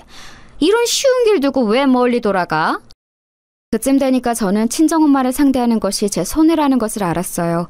그래서 여자는 오로지 시집 가는 것만이 종착지인가요? 라는 질문을 속으로만 감췄습니다. 겉으로는 대충 고개만 끄덕거려 드렸죠. 저의 건조한 반응에 친정엄마는 분통을 터뜨리셨고요. 정말 저는 이해할 수 없었습니다. 헌신적인 장녀로 살고 싶다고 말을 한 적 없었고 결혼 잘하는 게 목표라는 말은 더더욱 한 적이 없었는데 왜 저를 멋대로 재단하고 인생을 설계하시는 건지 그저 답답할 따름이었네요. 저는 이런 상황들을 다 이겨내고 대학 입학 시험에서 좋은 성적을 거두었습니다. 그랬건만 집에서는 먹고 죽을래도 돈 없으니까 대학 갈 돈은 지원 못 해주겠다고 그랬어요. 담임 선생님께서 기가 막혀 하셨죠. 이런 상황이면 빚을 내서라도 자식 대학부터 보내주는 게 맞는 건데 어떻게 부모가 그럴 수 있냐면서 착잡해 하셨고 저는 너무 부끄러웠습니다. 학교의 선생님들께서 나라에서 지원받을 수 있는 방법들을 알아봐 주셔서 저는 간신히 대학에 등록할 수 있었어요. 눈물나게 감사했고 신기했습니다. 아는 만큼 보인다는 말이 뭔지 실감도 되었고요. 나라의 도움을 요청해 볼 생각조차 못했었는데 알지 못하기 때문에 누리지 못했던 것들이 많을 거라는 생각이 들었습니다. 졸업 전에 담임 선생님께서 저에게 해주셨던 말씀이 무척 인상 깊었습니다. 집에서는 내가 교사가 되는 걸 예전에 무척 반대하셨어. 지원도 안 해줄 거라고 엄포를 놨는데 나는 꿋꿋하게 교사의 길을 걸었지.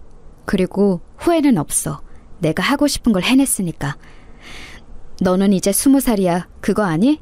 너는 이제 2번 다시는 네 평생에 19살로 돌아가지 못한다. 인생의 모든 순간은 그 순간이 마지막 순간이야. 시계바늘을 뒤로 돌릴 수 있지만 그렇다고 시간이 뒤로 가는 건 아니지. 지난 날을 후회한다고 한들 그 과거로 돌아갈 수 없어. 후회를 최소한으로 남기고 싶으면 네가 하고 싶은 것을 해야 돼. 선생님, 그런데요. 저는 가족들이 예뻐하는 사람도 아니고 친구도 많지 않고 가진 것도 없어요. 꿋꿋하게 살아가기가 솔직히 자신 없고 겁도 나요. 세상이 앞으로 제가 외톨이인 걸 눈치채고서 저를 무시할 것만 같아요. 너를 무시하든 비웃든 그 누구도 네 인생을 대신 살아줄 수는 없어. 휩쓸리지 마라. 너는 네 인생을 오롯이 살아가면 돼. 최선을 다해서 너 자신에게 부끄럽지만 않게 살면 후회는 없이 살 수 있을 거야. 와, 그 순간에 깨달음이 들더라고요. 저는 아무것도 가진 게 없다고 생각하며 살아왔지만 제가 처음부터 가지고 있는 게 있었습니다. 인생, 저의 인생이요. 친정 부모님의 방해 공작에도 불구하고 제가 대학 입학을 이뤄냈듯이 제가 하나둘 원하는 대로 발자취를 남겨가는 제 인생, 저만의 것이었습니다. 저는 들러리나 엑스트라가 아니라 제 인생에서는 주인공이었던 거예요. 담임 선생님을 통해 저는 살면서 어른다운 어른을 만나는 게 얼마나 중요한지를 느낄 수 있었어요. 감사한 어른을 만났기 때문에 용기를 내어서 대학 생활을 멋지게 해보기로 했습니다.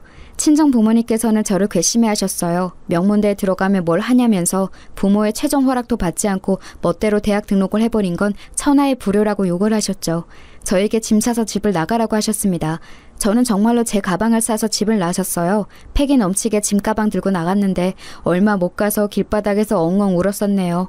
너무 서러워서 지나가던 사람들이 보든 말든 그냥 막 울었습니다. 하지만 돌아가고 싶지는 않아서 학교 근처에 하숙집을 구했어요. 제가 청소를 다 할 테니까 하숙비를 깎아달라는 간청을 다 하고 다녔는데 딱 한 곳에서 저를 받아주었습니다. 정말 마음씨 좋은 노부부께서 운영하고 계신 곳이었고 저는 또 좋은 어른을 만난 덕분에 힘을 얻을 수 있었어요. 저를 괘씸해하면서 그렇게나 욕을 하시더니 몇 달이 지나자 친정 부모님은 저에게 남동생의 공부를 봐달라고 하셨습니다. 학교 시험에서 이번에 5등을 한 게 처참한 모양이었어요. 혹시 앞에서 5등인가 했는데 그게 아니라 뒤에서 5등을 했다고 하더군요. 그것도 전교 등수였습니다. 기가 막혔죠. 친정 엄마가 우는 소리를 하시길래 제가 그랬습니다.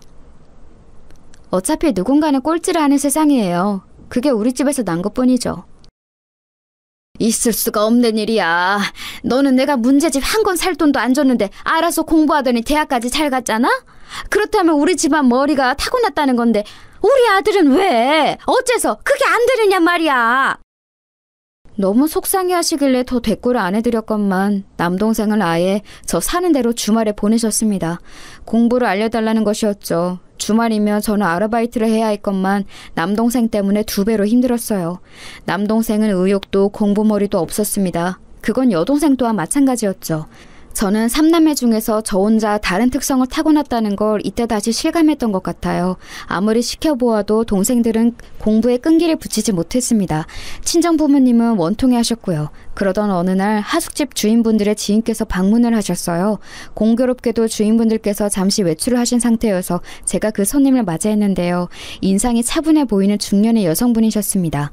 자그마한 과일 바구니를 손에 들고 계셨죠. 제가 그걸 받아들고 손님 맞이를 했어요. 커피를 타서 내왔고 앉으실 자리를 안내했죠. 그랬더니 그 손님께서 하숙생으로 보이는 학생이 어째 이런 걸 다 하냐며 신기해했습니다. 저보고 부침성이 좋은 것 같다고 하셨어요. 그래서 제가 망설이다가 솔직하게 말씀을 드렸죠. 청소라든지 하는 것들을 다 도맡아서 하고 있기 때문에 저는 다른 하숙생들과 입장이 조금 다르고 그 때문에 하숙비를 아주 싸게 내고 있다는 얘기를요. 그랬더니 그분이 놀라시면서 괜찮으면 같이 앉아서 대화를 나눌 수 있느냐고 물어보셨습니다. 그래서 그분과 마주 앉아서 이런저런 대화를 나누었어요. 하숙집 주인 부부 2분과는 고향이 같기 때문에 옛날에 아셨던 사이라고 했습니다. 지방의 시골 동네가 고향이라고 하셨죠. 보수적이고 꽉 막히고 좁고 그런 동네를 떠나서 자유롭고 멋지게 사는 미래를 그리셨다고 말씀을 하시는데 눈가에 아쉬움이 묻어나오는 것이 보였습니다. 저 실례지만 그럼 지금은 예전에 그리셨던 꿈대로 살지 못하고 계신 거예요? 애석하게도 그렇게 되었네요. 내 고향 동네보다도 더 꽉 막히고 답답한 남자를 만나 살림을 차리게 될 줄 예전 그때는 몰랐으니까요. 이것이 다 내 업보이자 운명이라고 생각하면서 지금은 그렇게 살고 있어요. 학생은 부디 꿈을 널리 펼치면서 살아요. 이런 명문대를 다닐 정도라면 앞으로 뭘 해도 될 사람일 거예요. 이제는 여자들도 자신만만하게 사회에 나가는 시대가 되었잖아요. 예전하고는 다르죠. 학생은 멋지게 살았으면 좋겠어요. 처음 인사할 때부터 느낀 건데 학생은 눈빛이 참 올곧고 멋지네요. 태어나서 멋지다는 표현은 처음 들어봐요. 원래 칭찬을 안 받고 살아온 인생이긴 하지만 멋지다는 말은 정말 아예 처음 들어보는 것 같네요. 좋은 말씀 감사합니다. 가슴에 새길게요. 가슴이 두근거리는 인연이었던 것 같아요. 예고도 없이 이루어졌던 만남, 대화. 그 순간이 저에게는 소중한 장면으로 남았습니다. 주인 부부께서는 하숙집에 당도하시자마자 그 손님을 보고 반가워하셨으며 약간 놀라워하시기도 했어요. 그 사이 또 왜 이렇게 얼굴이 상했냐고. 그 손님을 향해 주인 부부께서 그런 말씀을 하시는 걸 들었습니다. 며칠이 지났을 때 저는 괜히 궁금증이 생겨서 주인 부부께 여쭈어 보았어요. 그때 오셨던 그 아주머니 손님께서 여기 또 방문을 하실지 궁금했거든요. 그랬다가 아마 그럴 일은 없을 거라는 대답을 들었습니다. 알고 보니 다른 지역으로 이사를 가시게 되어서 마지막 인사차 굳이 걸음을 여기까지 하셨던 거라고 했어요. 아, 그렇구나. 1시간 남짓. 그 시간 동안 대화를 나눈 것뿐인데 그 시간이 왜 그렇게 편히 느껴졌을까? 그러신 분이 내 엄마라든지 친척으로 계시면 좋을 것 같다는 생각마저 들었었지. 나하고 잘 맞는 분이셨는데 앞으로 만날 일이 없다니까는 좀 아쉽네. 아쉬워하고 있는 저의 귀에 주인부부께서 조용히 나누시는 대화 소리가 슬쩍 들려오길래 제가 잠깐 엿들었습니다. 그 손님께서 결혼을 잘못하셨던 통에 남편 되는 사람 때문에 마음고생 몸고생을 엄청 하며 살고 있다는 내용이었어요. 돈 있는 집안 남자랑 결혼한다고 하길래 유복하게 잘 살 줄 알았건만 사는 모습이 늘 힘들어 보인다는 얘기였는데 듣기만 해도 너무 안타깝더라고요. 부모, 형제는 선택할 수 없이 태어나면서부터 주어지는 것이지만 배우자는 다르잖아요. 결혼은 선택할 수 있는 것인데 어째서 그런 불행으로 빠지셨을까 하는 생각이 들어서 마음이 좋지 못했습니다. 좋은 분 같았기에 앞으로 무탈한 일상이 펼쳐지시기를 잠시 속으로 빌어드렸어요. 하지만 이때까지만 해도 제가 몰랐던 거예요. 설마 제 인생에서 다시 그분을 만날 줄이야 상상도 감히 못했었네요. 저는 죽기 살기로 아르바이트와 공부를 병행해가며 성적까지 유지를 해낸 뒤에 졸업을 했어요.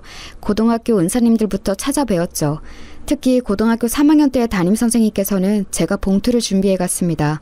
제가 안 먹고 안 입고 그러면서 틈틈이 모았던 금액이었어요. 꼭 보답을 해드리고 싶었거든요. 무조건 받아달라고 그랬더니 한사코 안 받으셨어요.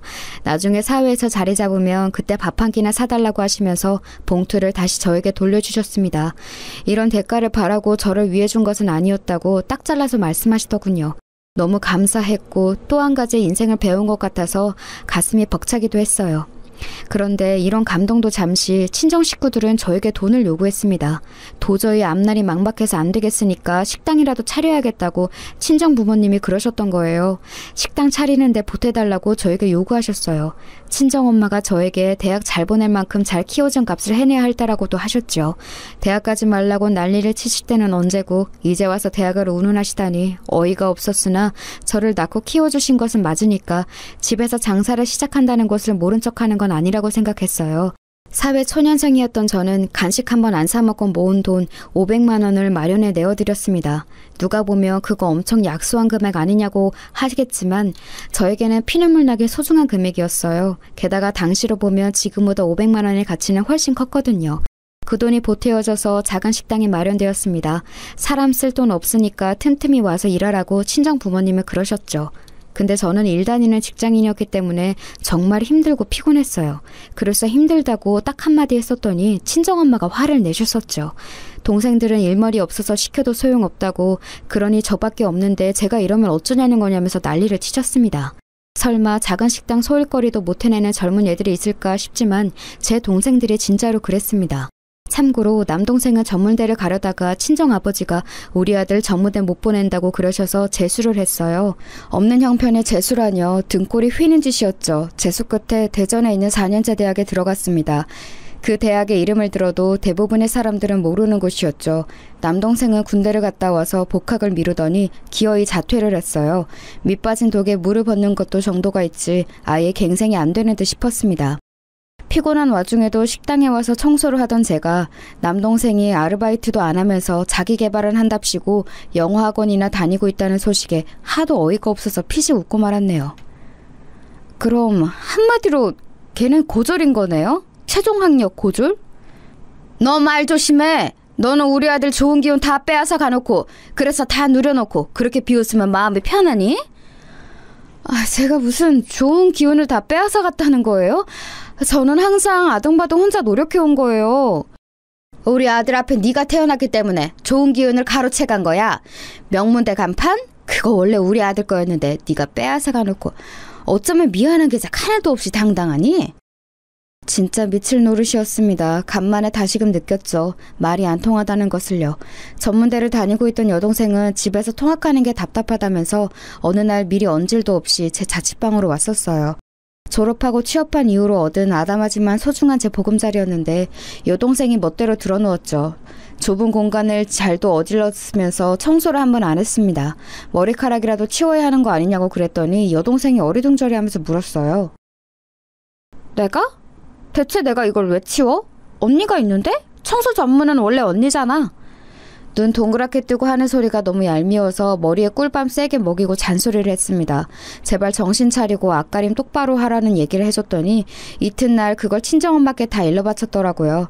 장녀만 장녀답게 의젓해야지 동생들에게 왜 그렇게 매정하냐면서 제가 어렸을 때부터 들어온 그 잔소리를 친정엄마는 똑같이 하셨습니다. 이제는 넌덜머리가 나서 여동생을 내쫓았고 가게 일도 안 도와줬어요. 그리고 몇 달 뒤 결국 친정 식구들은 그 가게를 말아먹었습니다. 정리하기로 했다는 연락이 왔을 때 한숨이 쉬어졌었네요. 이때쯤 되니까 아는 언니들이 하나둘 시집을 가기 시작했어요. 저하고 동갑인 여자 직장 동료 한 명도 만나는 남자하고 결혼 준비를 하고 있다고 했었고요. 저는 속으로 스스로를 비웃었죠. 나는 저렇게 결혼을 못할 것 같아. 답답한 친정 식구들 딸려있는 나와 누가 결혼을 해주겠어? 집이 잘 사는 것도 아니고 그렇다고 내가 빼어난 미인도 아니고 하여간 나는 결혼은 욕심 안 부리고 살아야 할 것 같아. 하지만 사람 마음이라는 게 한구석에는 혹시 모르니까 라는 게 있는 것 같았어요. 저는 주변에 결혼하는 사람들이 생기는 걸 보면서 따로 돈을 모으기 시작했으니까요. 그게 결혼 자금인 것 같다고 스스로 여기면서도 괜히 깊게 생각은 안 하려고 했습니다. 그러던 어느 날 친정 부모님이 이사를 가고 싶다며 우는 소리를 하기 시작하셨어요. 어차피 이 낡고 좁은 집 쓸모도 없고 지난 세월 집값이 콩알만큼도 안 올랐으니 들고 있어봤자 이득도 없고 재개발 소식은 들려오지도 않고 그러니까 한마디로 이 집 버리고 이제는 이사를 가고 싶다는 것이었죠. 집 살 돈이 어디 있냐면서 제가 일축했습니다. 그랬더니 전세로 알아보고 있다는 말씀을 하셔서 저를 또 흔들어 놓으셨죠. 저에게 대출 좀 받아달라고 하셨습니다. 매매도 아니고 전세라면 노려볼만 하긴 했어요. 그래도 왠지 부담이 되는 건 사실이었길래 꼭 이사를 가셔야겠냐고 여쭈었습니다. 그랬더니 장렬하고 있는 게 왜 이렇게 무정하고 무책임하냐면서 저를 원망하셨어요. 너는 그러면 네 부모가 오래오래 이런 허름한 집에서 사는 게 마음에 편하다는 거냐? 아이고 듣자 하니까 어디 누구네는 자식이 성공해서 부모에게 차 뽑아주고 집 사주고 그런다던데? 제가 생각했었죠. 저도 부모가 성공했다면 차 받고 집 받으면서 편하게 살았을 거라고요. 지금처럼 온갖 고생하면서 피곤하게 안 살아왔을 거라고. 그런 생각을 하면서 약간은 슬퍼했습니다. 그런데 그때 결국 그 오래된 집을 팔았어요. 집 팔아서 생긴 돈, 제가 대출받아서 생긴 돈, 이런 것들 합쳐서 적당한 전셋집을 구해드렸죠. 전에 살았던 곳보다 당연하지만 훨씬 아늑하고 좋은 집이었습니다. 그때 제가 두 분께 말씀을 드렸어요. 저는 이제 할 도리를 다 했다고 생각합니다. 저에게 더 이상 뭘 요구하지 마세요. 낳아주시고 키워주신 은혜는 여기까지로 봐도 저는 다 갚았다고 봐요. 고작 이런 거 해주고 생색한번 더럽게 잘 내네. 누가 보면 집을 아예 장만해준 줄 알겠다. 전세 금액의 대부분은 우리 집 처분한 돈이면서. 너 진짜 그렇게 살지 마라. 친정엄마가 저를 혼란하신 것에 저는 너무 속상해져서 집을 구해드리고 난 뒤였지만 연락을 오히려 안 하고 살게 되었어요. 제가 연락을 뚝 끊었더니 안달이 나셨는지 먼저 연락을 해오시더군요. 솔직히 말씀을 드리자면 저는 그래서 제가 어찌되었든 우리 집에 꼭 필요한 사람 1순위로 찾게 되는 자식 이런 거라고 여기면서 제 나름의 가치를 찾았던 것 같아요. 차별받고 커왔었기 때문에 인정받고 사랑받고 싶다는 욕구가 쉽사리 가시지를 않았나 봐요. 그래서 자꾸만 완전히 친정 부모님을 끊어내지 못하고 때마다 나약해지는 마음으로 살아왔던 듯 싶습니다. 우리 아들이 드디어 정신을 차리고 기지개를 활짝 켤 모양이다. 취업하러 다닐 거라고 하던데 내가 정장 한번 맞춰줄 수 있을까? 백화점 한번 같이 가보는 건 어때? 백화점 정장이라뇨. 엄마, 요즘은 면접 보는 용이라고 하며 정장 대여해주는 곳들이 있어요. 잘 되어 있으니까 그런 거 이용하면 돼요. 야, 우리 아들이 성공하면 어른이 너에게 잘 안 해줄까 봐서? 너 진짜 그렇게 살지 마라. 너 하나만 잘났다고 너 하나만 살아보겠다고 이기적으로 굴고 그러면 못 써. 그렇게 사는 거 아니야. 대체 뭐가 이기적이고 뭘 그렇게 살지 말라는 것인지 이제는 기가 막힐 기운조차 없었네요.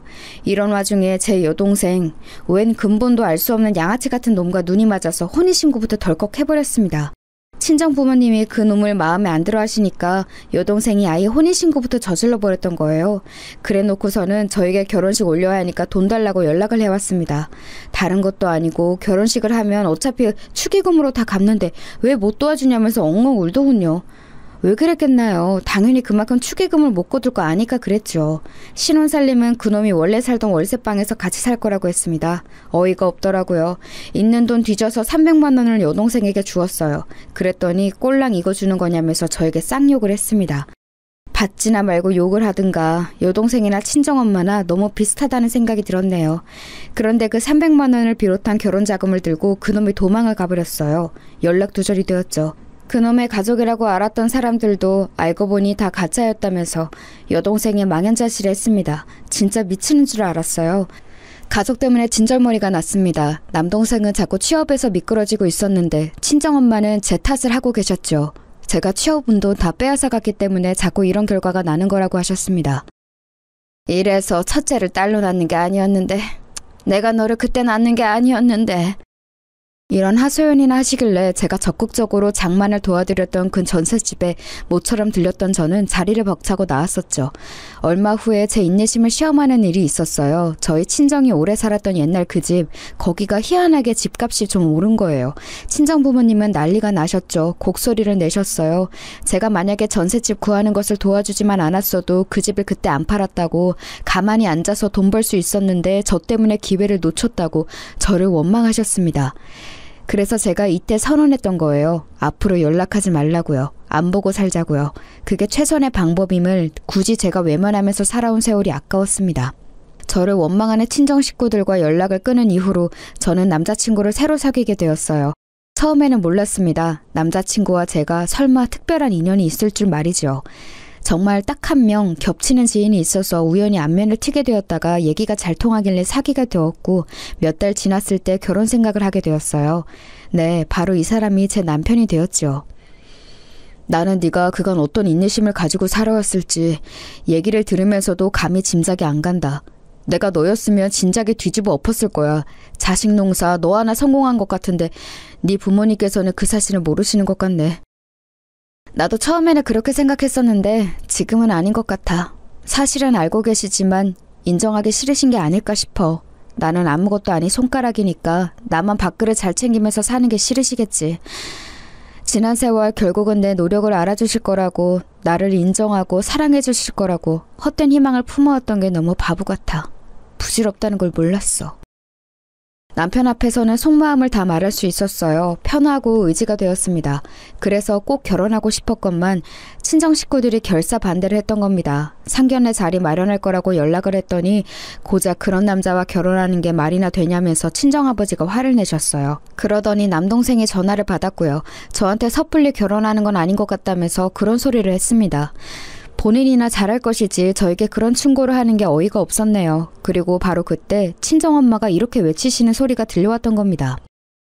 우리가 영영 걔한테 기생해서 살아야 하는데 결혼해서 탈출하게 둘 수 없지. 지금은 걔가 잠시 삐쳐가지고 연락 안 하면서 산 거였고 보나마나 시간이 좀 지나면 다시 또 연락하면서 잘 지내게 되어 있어. 가족 위안은 우리 집안 장녀의 단물이며 핏물까지 앞으로도 계속 쪽쪽 빨아먹을 거야. 엄마, 지금 목소리 혹시 언니한테 다 들리는 거 아니야? 바로 옆에서 오빠가 언니랑 통화 중이잖아. 에이, 전화기계에다 입대고 말한 것도 아닌데 왜 들리겠어? 절대 안 들려. 여동생의 걱정이 되고 친정엄마는 호언장담을 하셨고 저는 눈이 돌아갔어요. 남동생에게 말했습니다.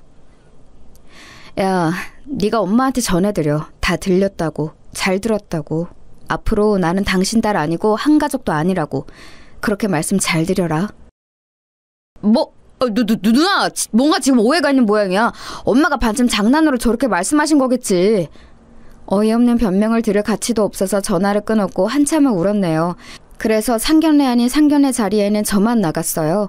시댁 식구들과 저뿐인 만남이었던 것이죠. 원래 남편에게 고모 되시는 분까지 그 자리에 나오기로 했었는데 제 친정 식구들이 전부 강제 불참하게 되는 바람에 시댁에서도 시부모님과 남편만 조촐하게 나왔습니다. 제가 그때 속으로 잠깐 의문을 품었었죠.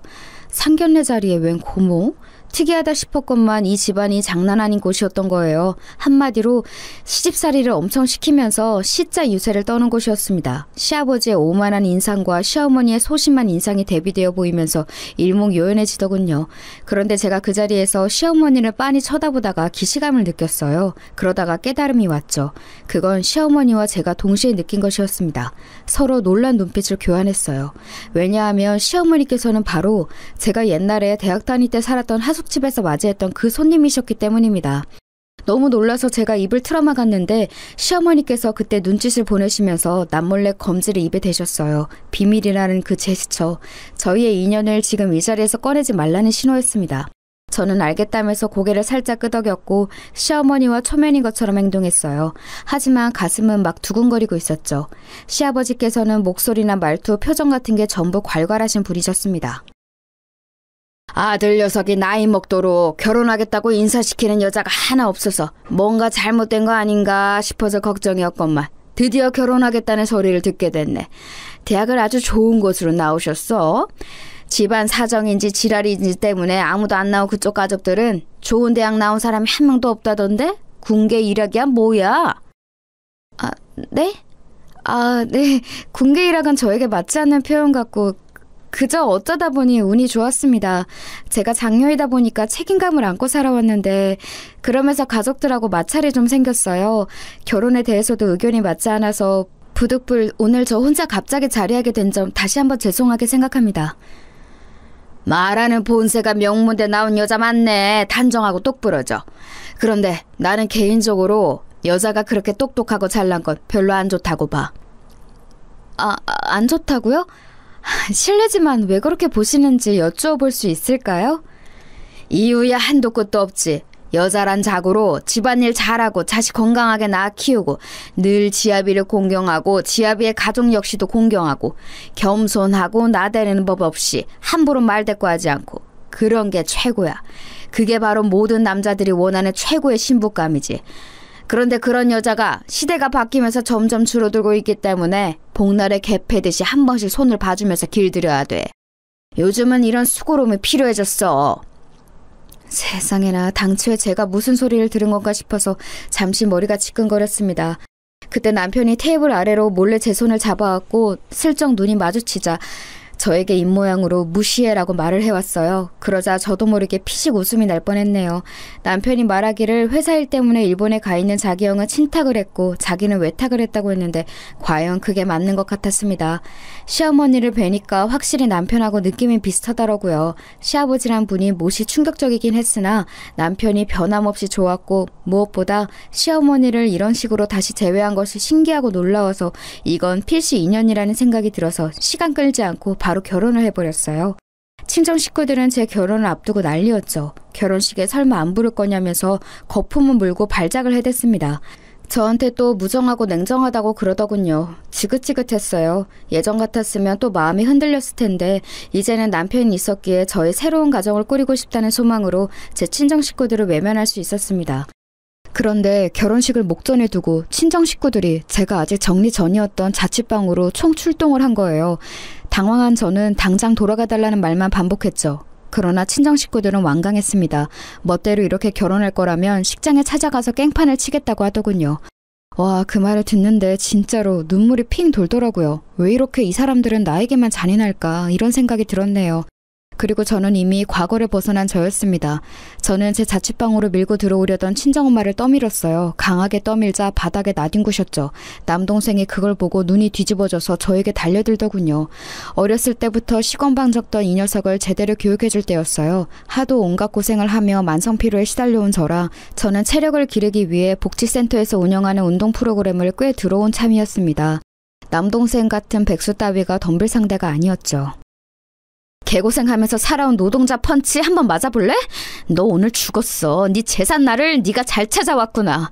마치 권투 선수처럼 제 주먹이 깔끔하게 가격에 성공했습니다. 코를 얻어맞은 남동생이 고통스러워하는 사이 저는 그 다음에 공격, 또 그 다음에 공격을 가했지요. 남동생이 항복 선언도 하지 못한 채 친정엄마 옆에 쓰러져 나뒹굴었고 여동생이 경하게 비명을 질렀습니다. 그러자 저는 시끄러우니까 조용히 하라면서 여동생의 싸대기를 세게 갈겼어요. 그러니까 정말 조용해지더라고요. 진작 이렇게 할 것을. 지난 허송세월이 안타까웠습니다. 친정아버지는 거의 심장마비라도 오실 듯이 깜짝 놀라서 얼어붙어 계셨습니다만 여동생까지 당하는 것을 보시고는 안 되겠다 싶으셨나 봐요. 저를 단단히 혼내주실 기세로 옷소매를 걷어붙이셨죠. 그것에는 저도 약간 주춤하고 말았는데 바로 그때였습니다. 부끄러운 줄 아신다면 거기까지 하세요. 이렇게 처음 뵙게 되어서 자리가 영 아닌 것 같지만 인사드립니다. 저는 우리 며느리 아기의 시어머니 되는 사람입니다. 그렇다면 사부인 되시는군요. 안녕하세요. 저는 부족하디 부족한 딸의 애비 되는 사람입니다. 사부인께서 저희 딸 자취방에 오신 걸 보면 사이가 가까운 것 같은데 사부인께서 정확히 아셨으면 하는 게 있습니다. 저희 딸 지금 불효를 넘어선 폐륜을 저지르고 있는 중입니다. 바로 잡아야 하는데 사부인께서도 도와주시면 좋을 것 같네요. 친정아버지가 다급하게 말씀하셨고 저는 망연자실했어요. 이런 상황에서 시어머니께서 당연히 어른들 간에 통하는 대화를 하실 것 같았고 저는 왠지 사과를 하는 결말일 것 같았거든요. 그런데 친정아버지의 말씀이 끝난 후 한참이 지나도 시어머니께서는 예의 그 차분한 포정을 유지하시면서 가만히 계셨습니다. 아무 반응도 없이 말이에요. 저는 분위기를 살피던 중이었고 친정아버지가 답답하신지 먼저 다시 입을 떼셨어요. 저희 부족한 딸의 진면목을 아시고 많이 놀라신 것 같은데 우선은 결혼식부터 해결을 해야 합니다. 아시는지 모르겠으나 저희 딸이 자기 가족을 아무도 결혼식에 부르지 않겠다고 하는 중이에요. 이게 말이나 됩니까? 말이 안 될 것도 없죠.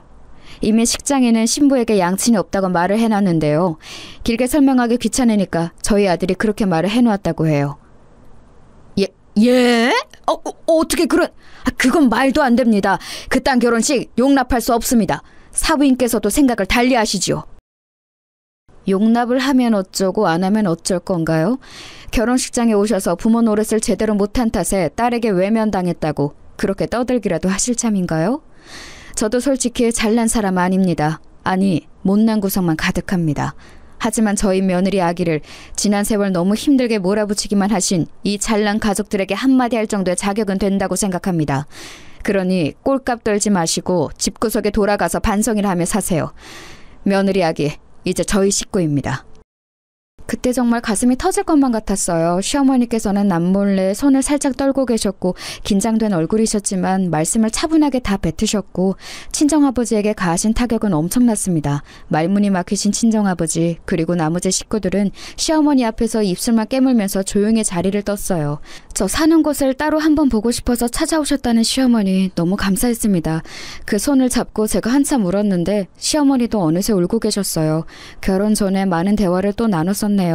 시아버지께서 어째서 똑똑한 여자 싫다느니 하시는지 알 것도 같았습니다. 시어머니께서 원체 타고나신 기질이 똑똑하고 올바르신 분이라 그랬을 거예요. 시아버지께서 자격지심을 부리셨던 거겠죠. 그런 남편을 만나서 강제로 기가 눌려 사신 시어머니께서는 자식들의 존재 때문에 참고 사셨다고 했습니다. 왜 그리 미련하셨냐고 차마 말씀을 못 드리겠더라고요. 왜냐하면 저부터가 답답하게 참고 살아온 사람이었으니 자격이 없었습니다. 결혼하고 나서 남편하고 소박하게 잘 살아갔어요. 시어머니께 잘해드리려고 생각만 했지 사는 곳이 별로 안 가까우니까 그게 실행이 쉽지는 않았네요. 그러던 어느 날 제가 연차를 낸 금요일에 혼자 시댁에 가보았어요. 가벼운 마음으로 도착을 했는데 안으로 들어선 제가 소스라쳤습니다. 시아버지께서 거실에서 소주병 나발을 불고 계셨고 세게 얻어맞으신 게 분명한 시어머니께서 바닥에 엎어지신 채 눈물을 닦고 계셨어요. 어머님 괜찮으세요? 바로 병원에 가보셔야 하는 거 아니에요? 며느리라고 있는 년이 오자마자 지 시아비는 모른 척하고 시어미만 챙겨? 에라이 너도 내가 흠씬 두들겨 패줄까? 좀 맞아야 한동안 순종적이야. 그 순간 저도 모르게 이성이 끊겼습니다. 시아버지께서 소주 공병을 휘두르며 낄낄대시는 광경을 마지막으로 저는 정신없이 보복을 하고 말았어요. 잠시 후 정신을 차리고 보니까 저에게 두들겨 맞으신 시아버지께서 신음을 하시며 바닥에 엎어져 계셨죠. 큰일 났다 싶었지만 속은 왠지 후련했습니다.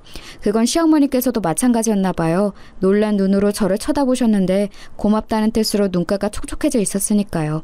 큰 소리만 뻥뻥 치셨던 시아버지께서는 직접적으로 당신이 당하시고 나니까 기세가 꺾이셨는지 몹시 당황하셨습니다.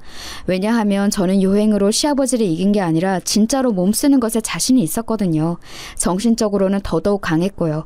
우뚝 서 있는 저를 올려다보시던 시아버지께서는 입술을 떠시며 눈을 내리까셨고 저는 시어머니를 부축해 모시고 나갔습니다. 병원에 들렀고 진지하게 이혼을 권유드렸지요. 시어머니께서는 생각을 못 해봤기 때문에 이혼을 못하고 산 것 같다고 하셨어요. 선택지에 둬본 적이 없으셨던 것이죠. 이제는 달라지실 생각인지 짙은 미소를 지으시는 걸 보니까 안심이 됐습니다. 아무리 그래도 시아버지를 제가 그렇게 해버렸으니 저는 제 심신의 안정을 위해서도 제발 빨리 두 분이 이혼하시길 바란 게 본심이었는데요. 그 이전에 엄청난 일이 벌어졌어요. 시어머니께서 그간 당하고만 사셔서 마치 태산처럼 보였던 시아버지를 제가 단번에 무너뜨리는 모습을 보고 많은 생각에 잠기셨다고 하시면서 저에게 웬 통장을 내어주셨습니다. 내가 그토록 당하고 살면서도 버틸 수 있었던 건 어쩌면 이것 때문일지도 모르겠구나. 내가 시집온 집안이 형편만은 유복하였으니 내가 지난 세월 그 돈을 조금씩 아껴가며 모아왔는데 목소리만 컸지 속빈 강정인 네 시아비는 돈이 있다가도 없는 것이라고만 여기면서 재산 관리를 할 줄 몰랐어. 그 덕에 나 혼자 정말 아무도 몰래 이 돈을 다 모아왔단다. 어머님, 제가 지금 숫자를 잘못 센 걸까요? 여기 찍힌 게 억 단위가 맞아요? 천도 아니고 억이라고요? 1억이요? 똑똑한 네가 많이 당황하긴 한 모양이구나. 1억이 아니라 10억이야. 자식들에게 막연히 나눠줄까 싶었던 돈이지. 솔직히 말하자면 우리 집 큰아들보다 작은아들이 나는 더 마음이 가. 큰아들 놈은 자기 아빠를 너무 닮았거든. 그래서 작은아들에게 더 주고 싶다는 생각을 하고 있었는데 네가 나타났으니 고민 덜었구나. 그거 전부 너 해라.